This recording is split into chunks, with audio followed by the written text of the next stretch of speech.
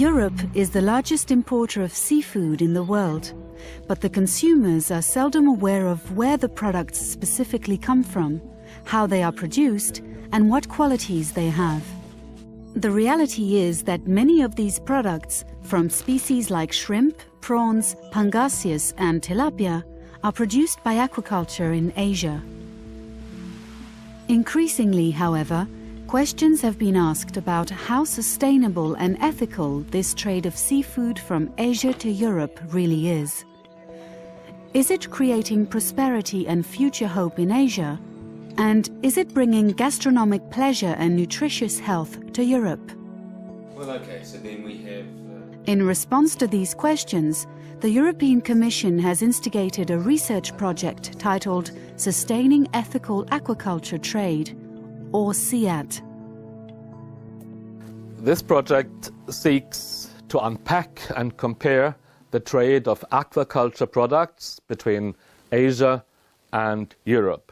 And we want to do this both from the perspective of the Asian producer and from the perspective of the European consumers.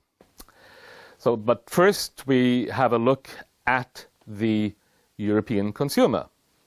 And then we ask a number of questions, like what do the consumers actually know about the products that they buy? What are the key attributes that they're looking for in the products that they buy? Or do the consumers actually care about issues like environmental sustainability, animal welfare, or fair trade? Or is perhaps price the overriding concern of all this? The patterns of consumption and eating habits in Europe are shaped by a fast-changing social reality. Where 50 years ago we saw dad at work and mum at home with the kids, today we see both parents at work or families split by divorce. At the same time, many Europeans are becoming more metropolitan in their tastes, at least in part due to the increasing ethnic diversity within Europe.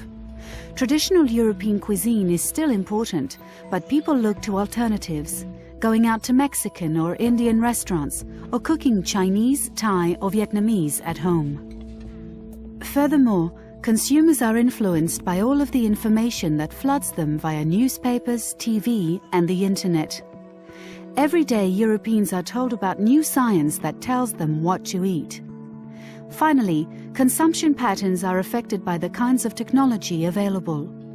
Many households now own freezers, microwaves and other appliances, which change the way consumers buy, store, prepare and eat food products, allowing them to buy food for the whole week, freeze it and defrost it for each day's meal.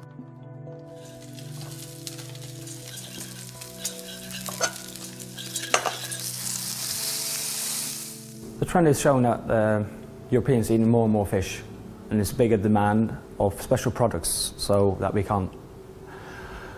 don't have in Europe, especially when it comes to tuna, shrimps, scampi, and so it's more and more trendy to eat different types of fish as well that we don't have in the cold waters of Europe, so that we have to import from Asia, Australia and so on.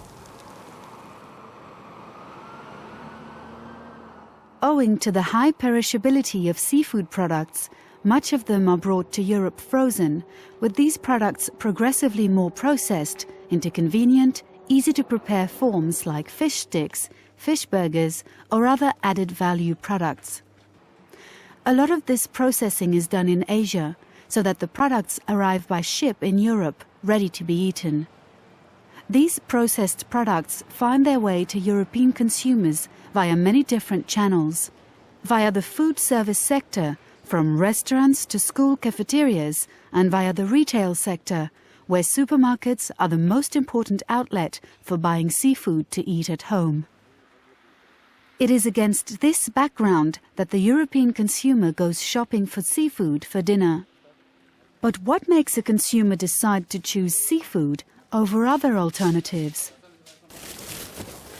I need some light food for a reasonable price, and of course it should be healthy too, and the children should like it. But in the weekends, I have more time to make some more demanding dishes. What we typically see from European studies on this is that the decisions what kind of seafood to buy is actually steered by 10 key attributes. One of these attributes is price. While many consumers favor seafood, there is a perception that it is more expensive than alternatives like beef, pork or chicken, for example. In some European countries, this can have the effect that seafood is seen as something reserved for special meals on the weekend or to be ordered at the restaurant. European consumers tend to think about seafood as healthy and nutritious. In fact, a recent European survey showed that 1 in 4 consumers consider seafood part of a healthy diet. And also doctors tell the consumers, via the media, that one should have seafood once or twice a week. So healthy diet and lifestyle are important for European consumers. Consumers choose whether or not to eat seafood according to its sensory attributes, its taste, smell, appearance and texture in the mouth. This is of course very personal, with some consumers loving the taste, while others do not like seafood at all, complaining about the at times strong flavour, the bones, or the smell of fish through the house after cooking it. What we see is that older consumers tend to, in general, enjoy seafood more than young consumers. Across all consumer groups, however, we see a preference for seafood that is quick and convenient to prepare. Well, time is important. I can't spend hours preparing the dinner. I have a job to do as well. But sometimes the dinner is the only time when we can gather the whole family and talk to the children. So it should be pleasant too. Consumers decide what to buy for dinner according to whom they're going to share their meal with. So mum and dad can feel a pressure to provide healthy food. But on the other hand, they can feel an equally strong pressure from the children not to buy seafood because it smells and it has a special taste. This is often a good compromise with the children. Consumption of seafood is dependent on how full a consumer likes to feel after their dinner. For some, particularly men, there is a desire to feel completely full. These consumers may prefer heavier meats like beef or pork. Others, particularly women, do not like this full feeling or think it unhealthy. It took me some time to convince my husband that seafood is a full dinner. Beyond these 6 criteria, the safety of the food is a very important concern of the European consumers. This has been brought about by a number of European food scares, as they were called. So the safety of the seafood product is a very important concern for the consumer. Now, but this much said, you have to remember that seafood in general is perceived as a safer product than many others.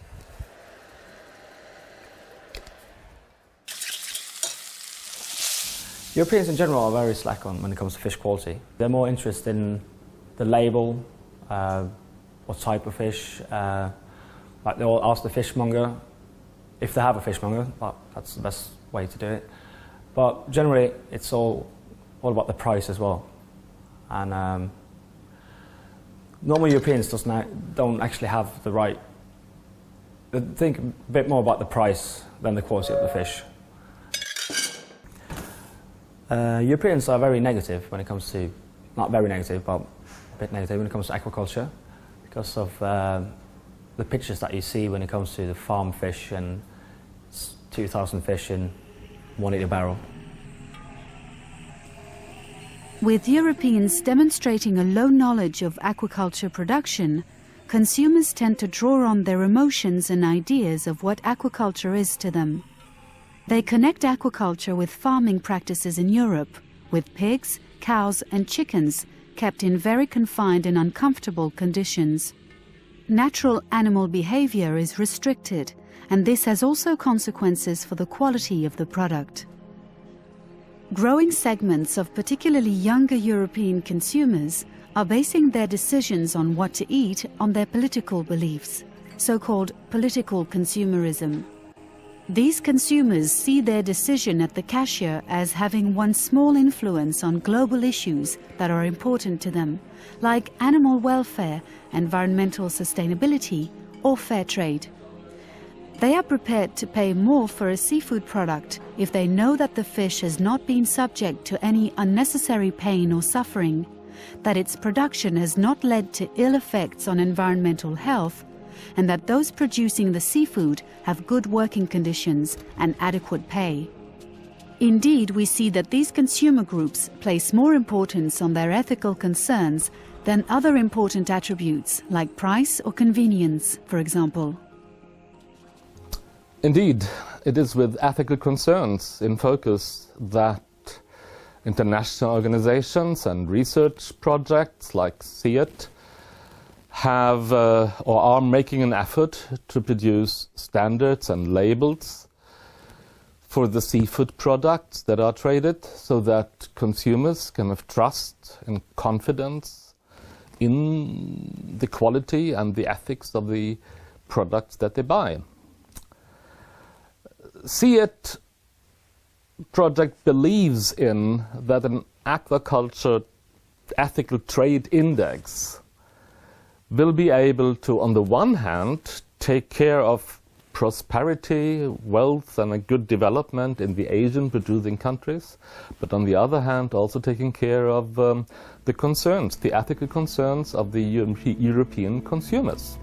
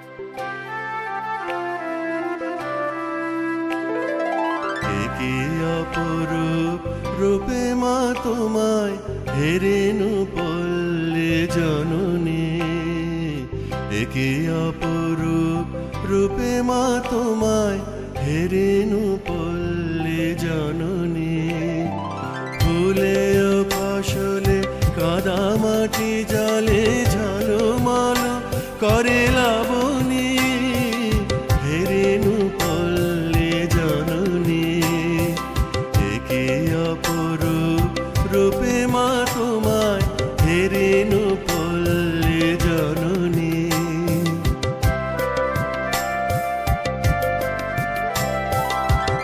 রৌদ্রতাপ বৈশাখে তুমি চাতকের সাথে যাও জল আম কাঁঠালে মধুর গন্ধে জ্যৈষ্ঠে মাতাও তরুতল ঝঞ্ঝার সাথে প্রান্তরে মাঠে কবু খেলো লই অশনি হেরেনু পল্লে জননী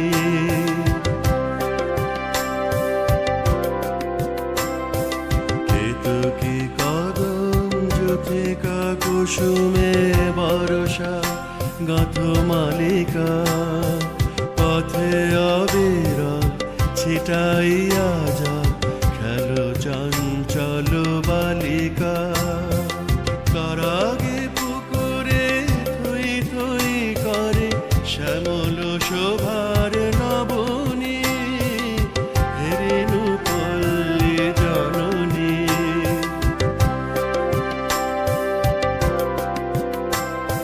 শাপলা শালুকে সাজাইয়া সাজি শরতে শিশিরে নাহিয়া শিউলি ঝোপানো শাড়ি পরে ফেরো আগমনী গীত গাহিয়া অঘ্রাণে মাগো আমন ধানের সুঘ্রাণে ঘরে অবনী হেরেনু পল্লী জননী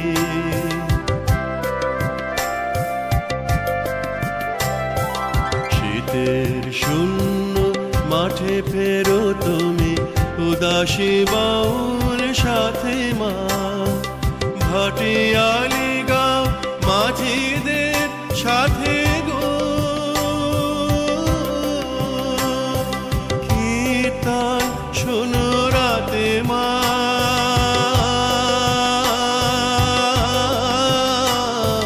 ফাল্গুনে রাঙা ফুলের আবিরে রাঙাও নিখিল ধরণী হেরেনু পল্লী জননী একে অপরূপ রূপে মা তোমায় হেরেনু পল্লী জননী একে অপরূপ রূপে মা তোমায় হেরেনু পল্লী জননী ফুলে ও ফসলে কাদা মাটি জলে ঝলমল করে লাবণী হেরেনু পল্লী জননী একে অপরূপ রূপে মা তোমায় হেরেনু পল্লী জননী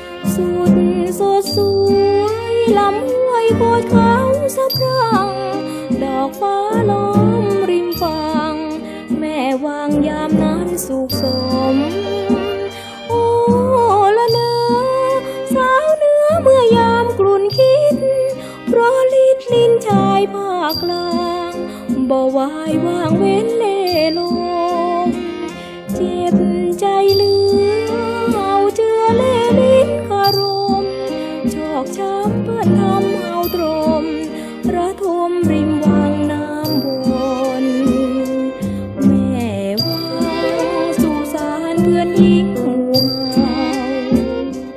ข้าเจ้ารักเขาจึงต้องมองมนสุดเจ็บช้ำเปิ้นทำเอาเช่นเด่นคนหันสู่แม่วางน้ำวนไม่ขอคืนจนชีพวายโอ้ละเนอสาวเนื้อต้องครวญคร่ำคิดผู้ทิศชีพลีสังเวยสิ้นเลยสิ้นแล้วโนใจบอกกล่ำกลายผู้ชายใจร้ายเมืองไทยสิ้นฮักแล้วเปิ้นแนงนายช้ำในดวงใจนัก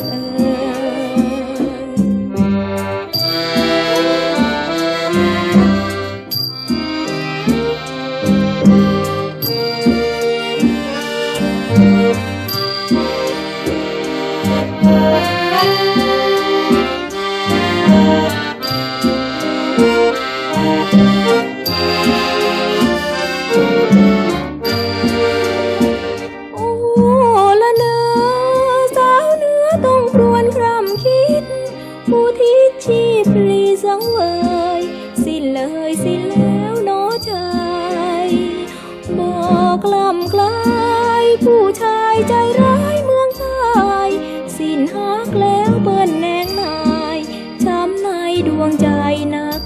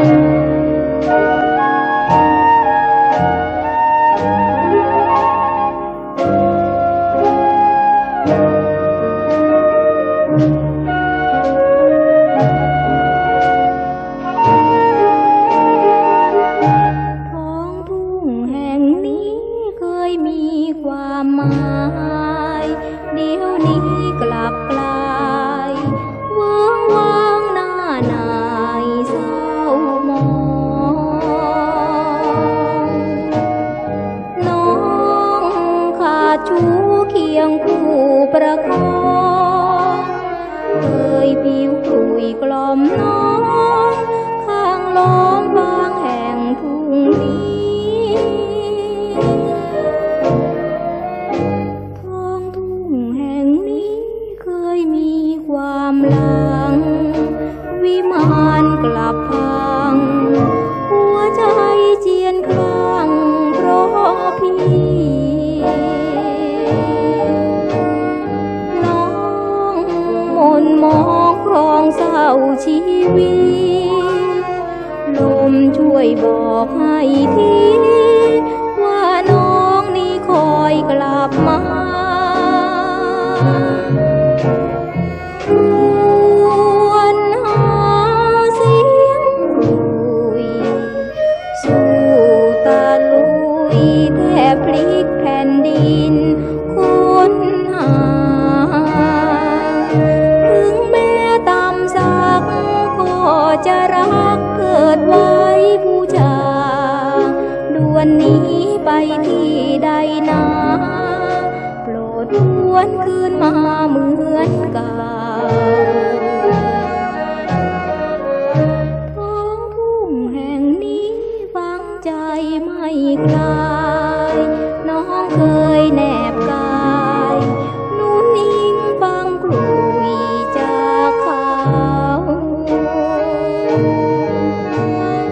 นับแต่พี่จากแล้วสุดเหงาใจน้องเศร้าปวดร้าวเฝ้าครวญหาเสียงกลุย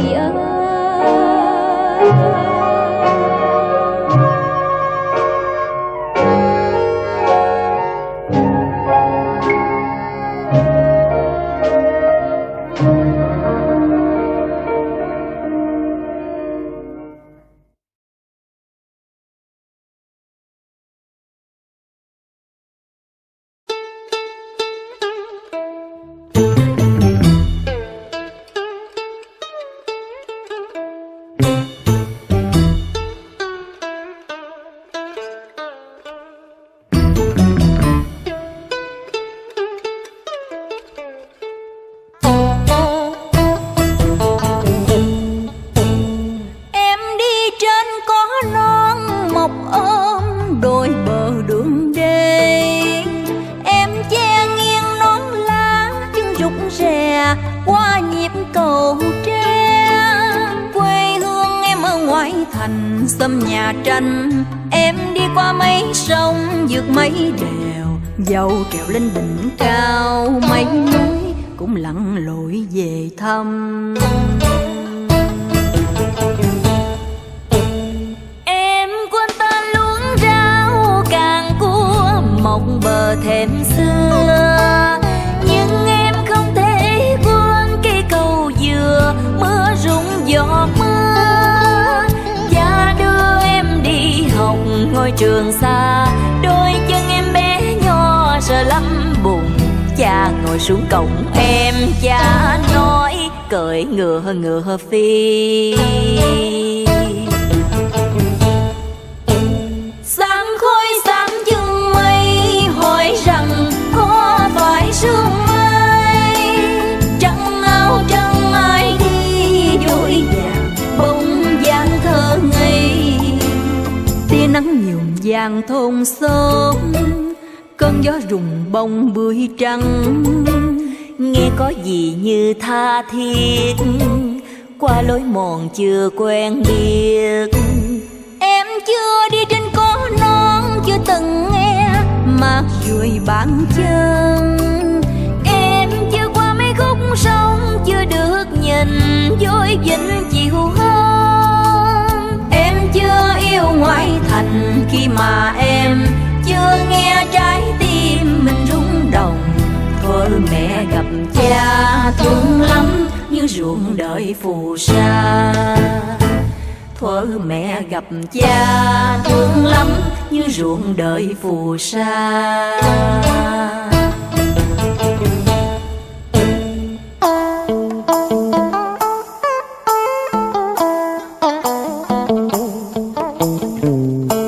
Sương chiều hơi sương chiều buông lạnh, gió lai lai đám cỏ non xanh rờn.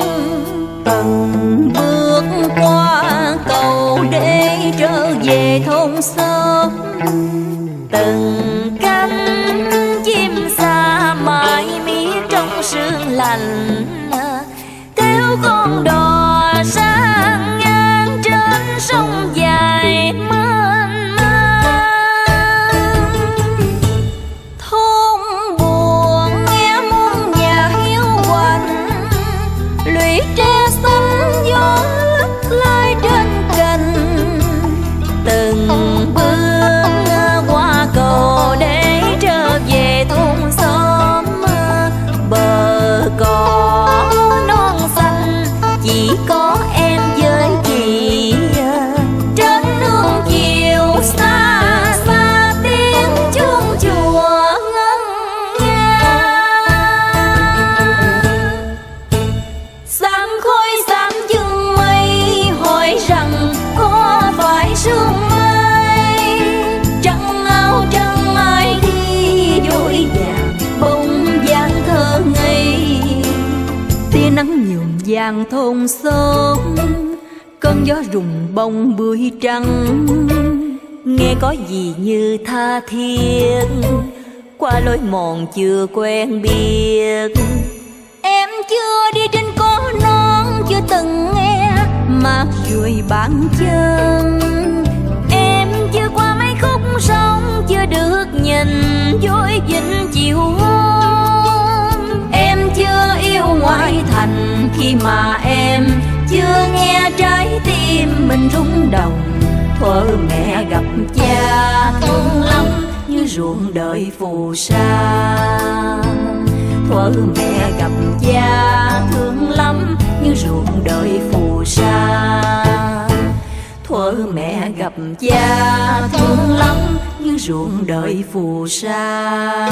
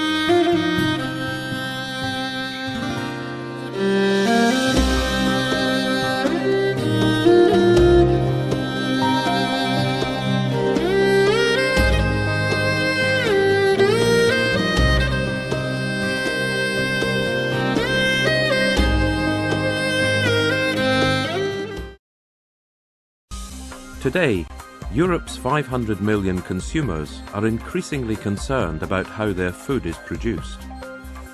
This includes the welfare of the animals that they eat. And not only land animals, but fish too. Governments and retailers are taking notice. In this film, we're going to look at the response of the UK's salmon farming industry, what changing attitudes mean for aquaculture producers in Asia, and how improving animal welfare can actually increase profitability. There is a real tangible benefit to looking after your fish well. In order to maintain the welfare of the salmon, you've got to get every little bit of the production system right. The genetics of the animal, the environment of the animal, the feed of the animal, the disease control, all these things have to be right. And if you get all these little bits right, then you produce a high quality product.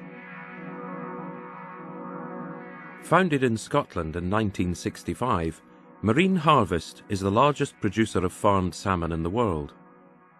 With its UK operations based along the west coast of Scotland and on the Western Isles, it produces high-quality salmon sold as whole fish. I've been a salmon farmer for 35 years, and in that time the industry has changed dramatically. I think when the industry started, there were no rules and regulations, no standards. But since that time, as the industry has moved on, the industry has become more complex and more concerned about issues like animal welfare. Well, the RSPCA is the world's oldest animal welfare charity. It's also the world's largest welfare charity. It receives about £120 million a year from public donations in the support of animal welfare. Freedom Food is a wholly owned subsidiary of the RSPCA, and we're there to implement their standards onto farmed animals, animals that we use for human consumption that we're going to eat. And we're also there to promote those products in the retail stores so that the shoppers can identify them when they go to do their weekly shop. Sainsbury's is this retailer in the UK with over 1,000 stores, 150,000 colleagues, annual sales of over £22 billion, and it was established in London with a single store in Covent Garden over 140 years ago.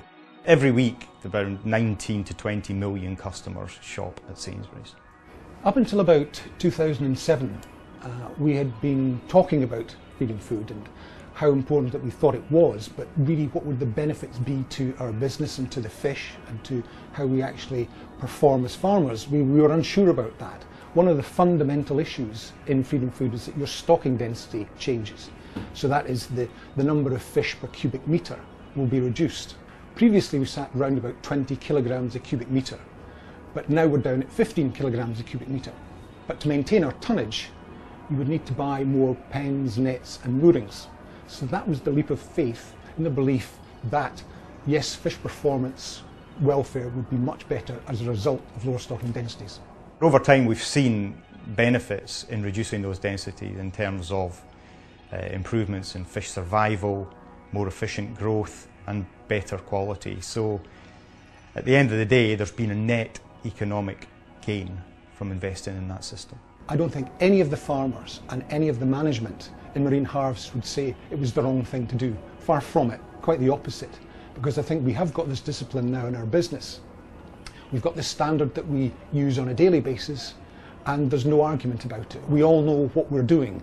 Whereas before, you might have had some farmers who were thinking, well, I believe this is the way it should be done, and other farmers saying the opposite. But now we've got the standard that we run with, and we're audited against, and that's an important aspect too. We've done some research with partners in the European Union, which has actually looked at changing things on the farm to improve welfare and how that impacts right through the farm and through the production chain to the retailers and the consumers. And actually in some cases it costs you money, and in some cases it saves you money. And at the end of the day, it's going to be a business call. It's a business decision. You've got to decide whether this is in the long-term interest of your business or not. The move to Freedom Food certification for salmon was voluntary. It wasn't enforced by any external agency or the government. It was really done because we could see that that was the best for the fish. And it gave us a standard to communicate to our customers, to give them the security that the fish that they are buying has been provided for and grown properly. Freedom Food was asked to come into the salmon industry by the salmon producers. They didn't come in and enforce themselves on them, and the trout producers have just done exactly the same thing. The trout industry have just gone to Freedom Food and asked them if they will provide the standards for the trout production in the UK, because they also see that it has a market advantage for them. The reason Sainsbury's adopted the RSPCA Freedom Food Standard, as opposed to some of the other standards that are available for aquaculture, is that Freedom Food Standard relates specifically to welfare, and that gives us a very strong message to give our customers in relation to how our fish are produced from a welfare perspective. Over the last 10 years, salmon farmers and technology equipment manufacturers have worked together to reduce the manual handling of salmon stock. Manual handling of fish is far, far less today than it was 20 years ago. And today, a lot of it is pumping, using suction pumps to deliver fish onto well boats or to grade the fish on grading machines. Lowering stress levels in the fish is one of the main objectives. If the animal's stressed, badly stressed or repeatedly stressed through the production cycle, it'll be more susceptible to diseases, so it might not survive, but also it won't grow as quickly, it perhaps won't eat as well, won't convert that food into flesh, and so you get poorer productivity. Increased mechanisation also affects the number of staff needed to operate the farms. I have 5 guys working with me, so myself plus 5 guys who look after the fish, and over a 2-year cycle each man will produce somewhere in the region of 800 tonnes each. We farm 1 million salmon here today, and if we go back 20-25 years, there would be maybe 12 guys on the site producing somewhere in the region of 300, maybe 400 tonnes per man over the 2-year cycle. When a Freedom Food auditor arrives on my farm for an audit, you'll first spend maybe 2 or 3 hours looking at all the paperwork, which includes the stocking densities, the mortality trends, the growth, how many fish and how many kilos are in each pen. You also look at all the transfer records from when the fish came from the freshwater lochs. You'll also inspect the medicine records, and once we've done that, we'll go into the pens and we'll look at each pen in detail. We'll go around, we'll walk around each cage, we'll check the nets, we'll check the bird nets, we'll check the feed spreaders are in the correct location. He's also interested in if we're using cameras to check the quantity of feed going into the cage is correct. He'll check the moorings as well, a visual check of each mooring to ensure that there's no danger of stock loss. So the auditor will spend most of the day in the farm, and will spend maybe the last 20 minutes going over any issues that he's raised. So we've got the Freedom Food inspectors coming in, but we can also have the RSPCA livestock inspector come in unannounced. So he will come in to make sure that the Freedom Food assessor has been doing his job. So it's like a double check. So it's a very, very thorough standard indeed. We have an involvement in trying to get science into best practice, really. That's what we're all about. Producers in Asia have to be aware that welfare is an issue for Western consumers. It's not a recent issue, it's something that has been an issue for a long time. And although Western consumers are not particularly aware of fish welfare, they are aware of animal welfare. And if you want to protect your markets, you've got to make sure that you don't get any negative publicity regarding the welfare of the animals. Much like the public mood in the UK 20 years ago, consumer attitudes in Asia are changing. The message is, don't wait for governments to regulate. The time is right for the fish industry, producers, and the private sector in Asia to make animal welfare a business priority. In Thailand, we realized about animal welfare so much. So we try to make a regular to do how to kill the animal. In Vietnam, that is quite a different here. The main reason, I think, is the different culture. We did not care a lot about the animal welfare. I have to say, in the past, we don't realize about the welfare too much. But now, everything changed. In the future, in Thailand, I think we have to take action about the animal welfare. We can get the healthy fish and peaceful fish in the market. Now the animal welfare is also the important issues in aquaculture in Vietnam. With more than 60% of Scottish salmon now Freedom Food certified, this can be seen as one model that has been successfully implemented by the Scottish salmon industry.